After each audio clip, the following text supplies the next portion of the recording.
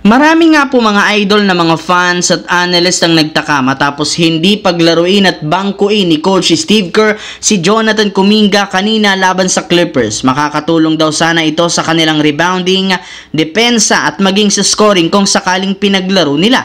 Pero ayon sa naging pahayag ni Coach Steve Kerr bago pa magsimula ang laban, sinabihan niya na nga si Kuminga na hindi niya ito paglalaruin laban sa Clippers since maaaring makasira lamang ito sa kanilang rotation. Sa tagal nga ng pagkawala nito dahil sa injury, hindi na nga siya naging fit pa sa rotation ng team. At dahil sa naging pahayag na ito ni Coach Steve Kerr, inulan nga siya ng sari-saring pambabatikos mula sa mga fans dahil sinasayang lamang nito ang talento ni Kuminga since mas priority nga ng kanilang team ang mga superstar na sina Stephen Curry at Jimmy Butler. Kaya hindi na nga talaga malabo na mag-request ito ng trade sa Warriors as soon as sa darating na off-season. Samantala, katulad nga po ng napag-usapan natin, sa unang pagkakataon simula 2020, nagkaroon sa wakas ang Los Angeles Lakers ng home court advantage sa playoffs kaya mapapakinabangan nga nila ito ng husto upang makalamang sa first round kontra sa Minnesota. Mismong si Luka Doncic na ang nagsabi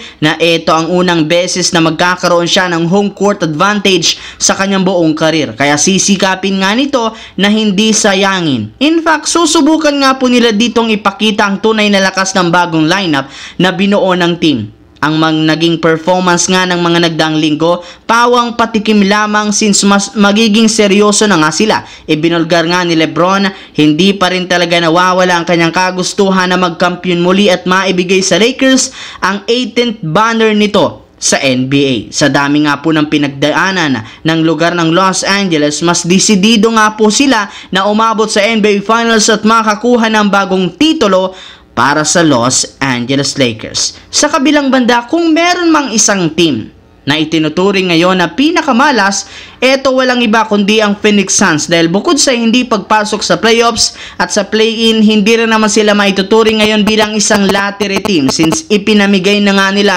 sa trade ang lahat ng kanilang future draft pick hanggang taong 2031. Kaya ngayon nga pumpalpak ang lahat ng ginawang pagbabago.